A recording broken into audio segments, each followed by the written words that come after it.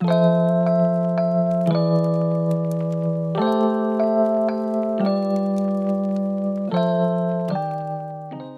back, everyone, to the deep dive. This time we're doing something a little different. Different. Well, we're not different people, obviously, but the subject matter is Oh, of course, yeah. we're going super geological. Ooh, fun. Yeah, and we're talking about some of the rarest rock formations in the world. Okay. So I've got this article pulled up here called 10 Rarest Rocks in the World. And just from the pictures alone, some of this stuff is like seriously mind-blowing. I know. Just thinking about all the forces that have shaped these incredible formations over millions of years. Right. I mean, wind and rain and erosion, just incredible how these forces can carve out these awe-inspiring shapes. So I'm looking at this photo right now of the stone tree in Bolivia, and honestly, I'm baffled. It's really remarkable, isn't it? It really does look like a tree, just frozen in time, 7 meters tall. Wow. Shaped by nothing but desert winds.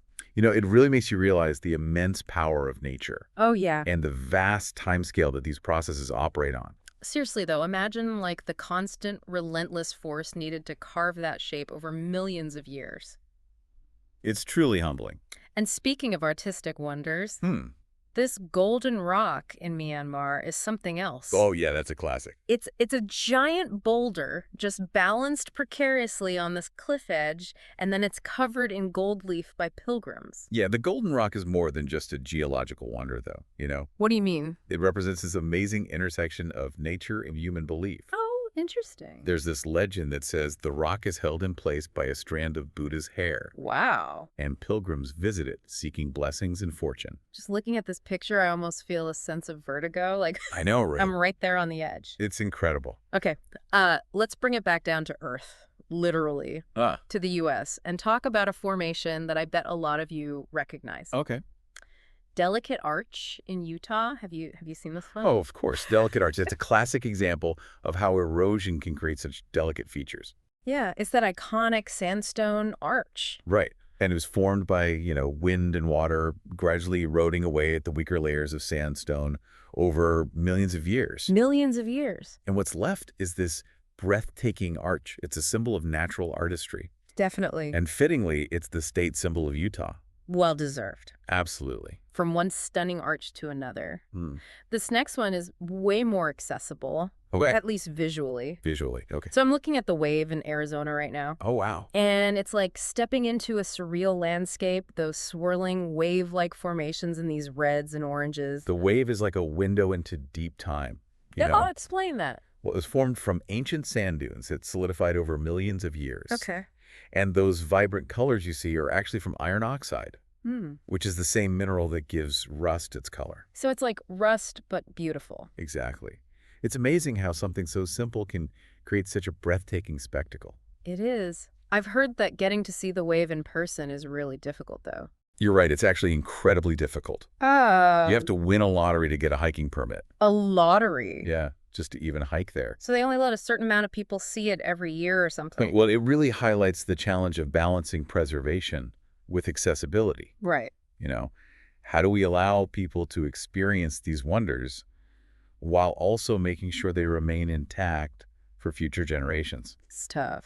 Yeah, it's a question that we'll keep coming back to. For sure. Now, speaking of dramatic landscapes, let's head over to Australia. Okay.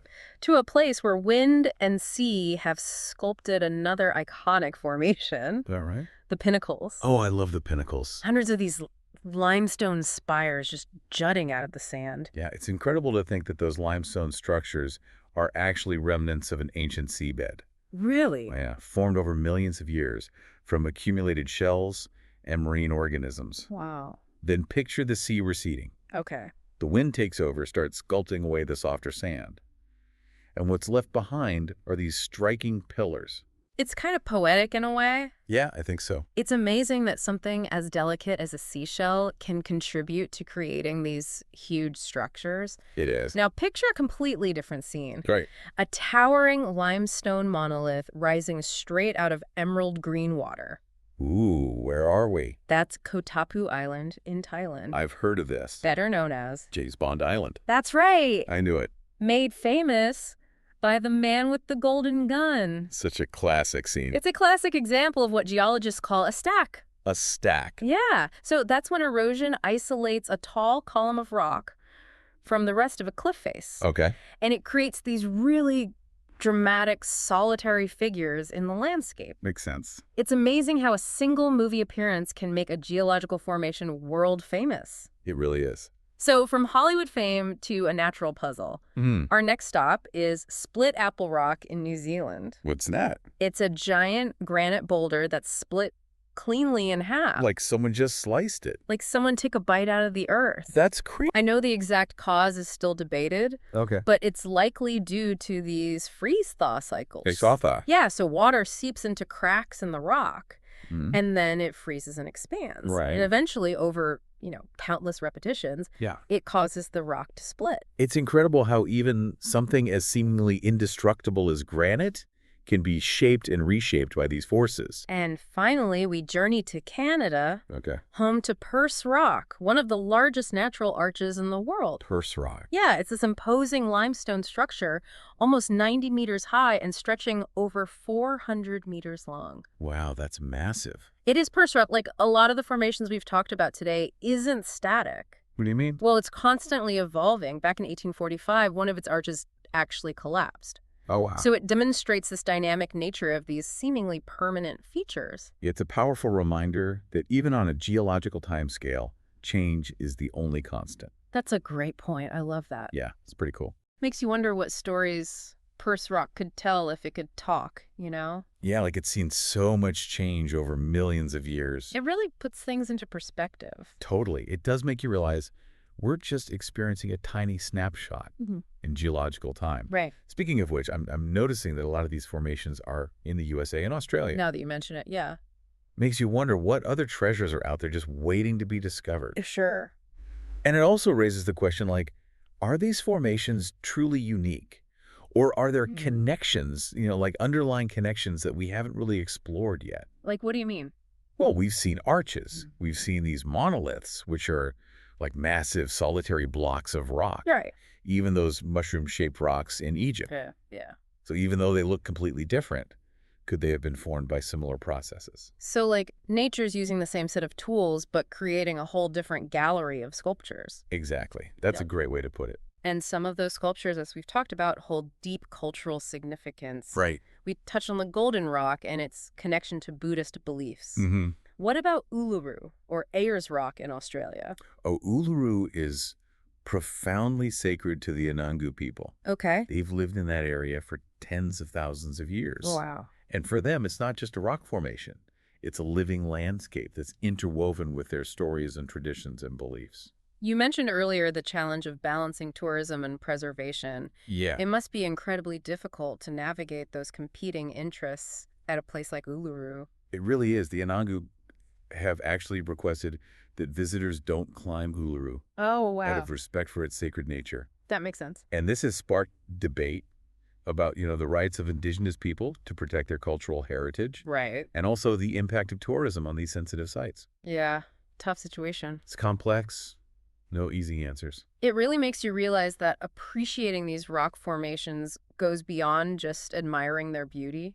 We have to consider their cultural context and the impact of our presence. I think that's so important. Now, going back to those connections for a second. Remember how we talked about the waves colors coming from iron oxide? Right. Well, that same iron oxide plays a role in Uluru's color changes throughout the day. Oh, that's right. It goes from like that deep red at sunrise and sunset to a more muted brown during the day. It's like the rock is coming alive with color. I love that description. And those color variations you're talking about are actually due to the way sunlight interacts with the iron oxide in the sandstone. Interesting. So it's another example of how these simple elements can create these really dynamic visual effects. And Uluru is over 600 million years old. I know, it's practically unimaginable. To put that into perspective, Uluru formed during the Proterozoic eon. Okay. And that was a time when Earth was totally different. Different how? The continents were in different places. The atmosphere had way less oxygen. The only life forms were these single-celled organisms. It's incredible to think that this rock has witnessed such immense changes. It's like holding a piece of Earth's ancient history in your hand. And each of these formations, in its own way, holds a piece of that history. Yeah. They tell a story of constant change, these forces shaping and reshaping the planet. It really makes you feel small in a way, It's humbling. but also connected to something so much larger than ourselves. I think that's the beauty of it, you know? Yeah, definitely. It's both humbling and awe-inspiring to think about the vastness of time and the forces that have shaped our world. Yeah, it really is amazing to think about how these formations are all part of the same story. The story of our planet. Exactly, and that story isn't just written in the rocks themselves, but in their relationship with the surrounding landscape, you know? Right, like think about Ko Tapu Island rising out of that turquoise water, or Perce Rock just standing strong against those crashing waves. Yeah, the setting makes them even more impressive. Totally enhances their beauty. I'm looking at these pictures of the wave again, and it really is mesmerizing, the colors, the patterns. You know, it's the way the light and shadows hit those curves. It creates this hypnotic effect. It really does. It's like nature's own visual symphony. I like that. We've talked about the science behind these formations, their cultural significance, Right. but there's also just like this pure aesthetic appeal, you know? They That's just spark this sense of wonder. They do. It's a reminder that nature isn't just powerful and dynamic. Yeah, It's also incredibly beautiful. definitely. And that beauty can take so many forms. Like from the delicate symmetry of Delicate Arch to the imposing grandeur of Uluru. Okay, so I have to ask. Hmm. If you could visit just one of these formations, Mm. which one would you choose? That's tough. They all have their own allure, Yeah, but I think I'd have to go with Uluru. really? Yeah. It's not just about the rock itself, but that deep spiritual connection it has for the Inangu people. Oh, I To stand in that place, to feel the weight of its history, that would be like. truly profound. I can see why you'd pick that one for me. I think it'd be the wave. Oh, yeah. Yeah, those swirling patterns, that sense of movement frozen in stone. It's like walking into a painting. And it reminds us that there are still so many hidden wonders out there waiting for us. Exactly, and whether we experience them firsthand or through pictures and stories, these rock formations connect us to something bigger, you know? They do, to the power, the beauty, the vastness of our planet. For sure. It's humbling. And on that note, I want to encourage everyone listening to seek out images of these amazing formations. Yes. And if you ever get the chance to see one in person, don't hesitate. It's an experience you won't forget. It really is. This has been The Deep Dive, where we take a deep dive into the world around us. Thanks for listening, everyone. Until next time, keep exploring and stay curious.